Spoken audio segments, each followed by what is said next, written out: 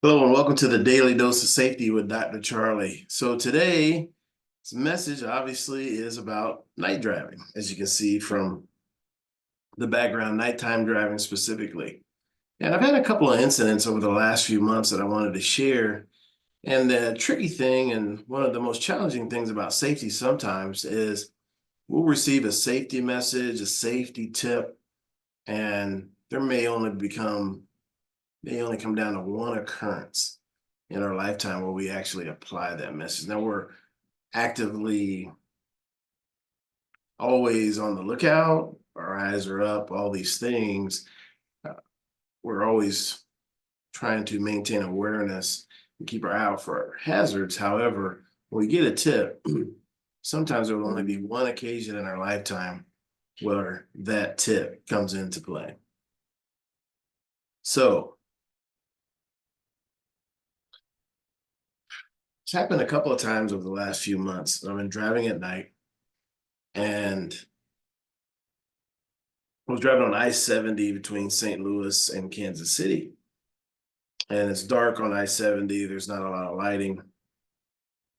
And I'm zipping by and I'm in the slow lane close to the shoulder there, and zoom, I go by and there's a pedestrian walking on the shoulder. Not in the grass, but literally between the highway and the shoulder there. They're walking in the center right there.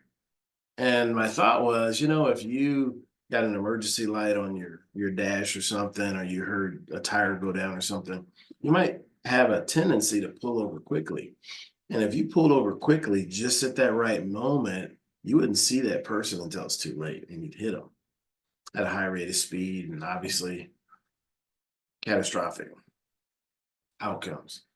So my thought, and then I was traveling between Kansas City and Nebraska. I was on I-29, and there was a stretch where it's pretty dark, and I noticed that there was a trailer, again, on the shoulder, but it had no reflectors, no lights of any kind. It was just an old wooden trailer. I don't know if it was homemade or what, but it didn't have any reflectors on it whatsoever. It was just a dark, it looked like a big, heavy wooden trailer and tilted up.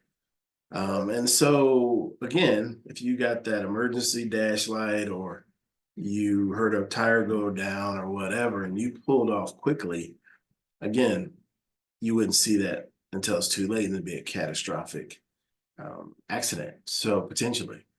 So the thought is this: hey, if we've got to pull over at night specifically, traffic's going to be lower typically, unless we're in a major city. I'm talking about in a rural setting, we're out away from the city. Then we've got to make sure, hey, there's nobody behind us, right? Typically, you've got space. Do most of your slowing down before you get over to the shoulder.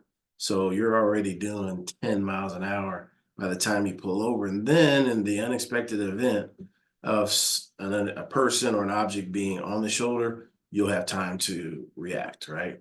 Otherwise, there's no time to react. And we've got to be especially vigilant at night because we should be driving slower anyway, because our field of vision is not the same. Even with the brights on, you can't see as far in the distance at night as you can see during the daytime. So your reaction time is going to be minimized. So it's important to understand that. It's also important to understand that half of traffic fatalities happen at night. Half, right? That's what the data shows. And then also your impaired drivers, people that shouldn't be driving, whether they're tired or intoxicated, most of them are on the road at night. So you have slower reaction times. Your field of vision is not what it is during the daytime. You have a higher percentage of people on the road that are impaired.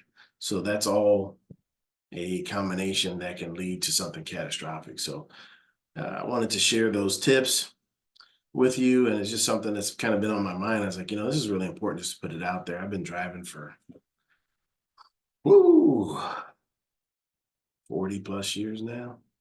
Yeah, over 40 years. So seen a lot of things, but again, these are two new situations that I hadn't come across.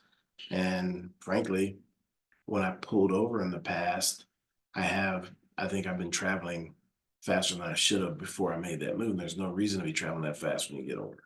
You know, reduce your speed on the highway, then come over.